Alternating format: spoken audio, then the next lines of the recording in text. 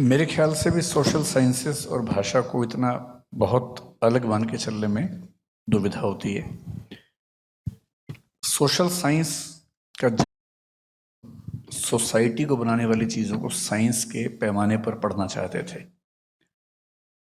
इसलिए सोशियोलॉजी को सबसे पहले सोशल फिजिक्स कहा गया। बहुत कोशिश की ऑगस्ट कॉम्ट ने, डर्कहाइम ने, कि हम समाज को फिजिक्स की तरह से पढ़ के फिजिक्स जैसे कानून बना के समझ सके। लेकिन फिर सोशल 19वीं सेंचुरी का एक मदहोशी थी, पागलपन था कि सोशल साइंसेस के हर विषय में फिजिक्स और केमिस्ट्री जैसी ऑब्जेक्टिविटी की तलाश चल रही थी। 20वीं सेंचुरी आते आते ये समझ में आना शुरू हुआ सभी सामाजिक विज्ञानों को कि हम ह्यूमन बीइंग को ठीक वैसे नहीं समझ सकते जैसे किसी ऑब्जेक्ट को समझते हैं, और ह्यूमन बीइंग द्वारा बनाई गई सामाजिक संरचनाओं को उस ऑब्जेक्टिव तरीके से कैसे समझें जैसे रसायन के यौगिकों को समझते हैं। इसलिए हर विषय में एक बात आई कि हमें ऑब्जेक्टिव होना है पर सब्जेक्टिविटी का सम्मान करते हुए होना है। जैसे मैक्स वेबर ने समाजशास्त्र में पहली बार कहा कि हम इंटरप्रिटेटिव अंडरस्टैंडिंग की बात करेंगे, केवल ऑब्जेक्टिव अंडरस्टैंडिंग की बात नहीं करेंगे। ये ट्रेंड बन गया। आज भी कुछ कुछ वैसा ट्रेंड है। पोस्ट मॉडर्निज्म में हमने पढ़ा कि जितने बड़े बड़े आख्यान हैं, मेटा नैरेटिव्स हैं, वो सब मीनिंगलेस हो चुके हैं। ऑब्जेक्टिविटी का जो क्रेज 19वीं सेंचुरी में था, अब वैसा क्रेज नहीं बचा है साइंस को छोड़ के। जहां तक भाषा की बात है, भाषा बनती है समाज में, न कि लेबोरेटरी में। समाज अपने संचित अनुभवों से, बातचीत से भाषा के नियम गढ़ता है। इसलिए किसी भी भाषा के नियम एग्जैक्टली ऑब्जेक्टिव हो नहीं पाते, जैसा कि हम किसी साइंस में देखते हैं। लेकिन साहित्य लिखना, भाषा में बोलना एक बात है, बोले हुए या लिखे हुए का अध्ययन करना, रिसर्च करना दूसरी बात है।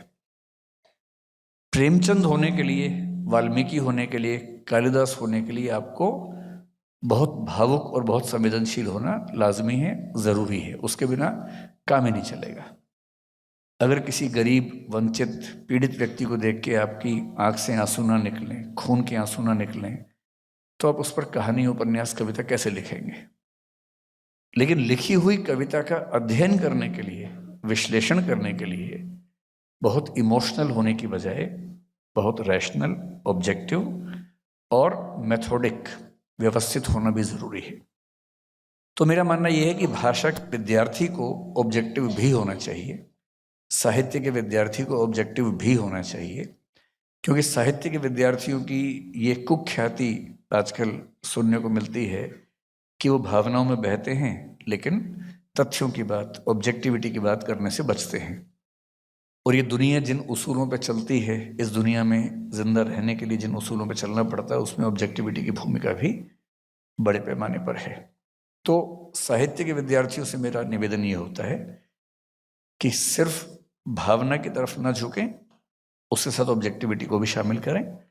और सोशल साइंसेस से ये निवेदन रहता है कि केवल मनुष्य को एक पुतला ना समझें, स्टिमुलस रिस्पॉन्स का पुतला ना समझें, उसके इमोशंस को महत्व दें। एक छोटा एग्जाम्पल तक बात खत्म करता हूँ।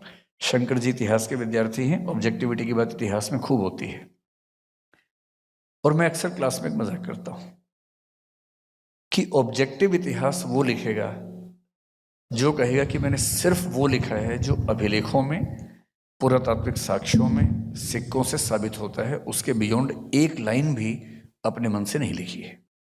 ऑब्जेक्टिव है, वस्तुनिष्ठ है। और फिर मैं आप सबसे पूछता हूं, आप सबके जीवन के जो सबसे गहरे प्रसंग होंगे, आपने पूरी ताकत लगाई होगी कि उससे कोई प्रमाण ना छूटे। कम से कम 2-4 लोगों को देख के दिल आपका आ गया होगा, मोहब्बत हुई होगी, कई चीजें हुई होंगी, और आपने पूरी ताकत लगाई कि एक भी प्रमाण ना छूटे। पहले के लोग प्रेम पत्र जलाया करते थे, आप मैसेज डिलीट करते हैं, आप फोन फॉर्मेट कर लेते हैं। आज से 100 साल के बाद जो आपका इतिहास लिखेगा, अगर वो कसम खा ले कि मैं तो केवल उन तथ्यों से ही लिखूंगा जो मिलेंगे, तो वो आपको सूंघ भी नहीं पाएगा। आपके आसपास भी नहीं जा पाएगा। इसलिए साहित्य का आदमी, जयशंकर प्रसाद जैसा आदमी कहता है, इतिहास लिखो पर उसमें अंतर्दृष्टि भी लेके आओ। कालिदास अगर विरह का महाकाव्य लिख सकता है और इतिहास में जिक्र नहीं मिलता कि उसको विरह हुआ था, तो इतिहास गलत है। ये संभव नहीं है जिसने विरह को न झेला हो वो विरह पे इतना महाकाव्य लिख दे। ये अंतर्दृष्टि भी जरूरी है, जिसे ऑब्जेक्टिविटी में बांधकर हम सीमित नहीं कर सकते। Thank you. अंतर्दृष्टि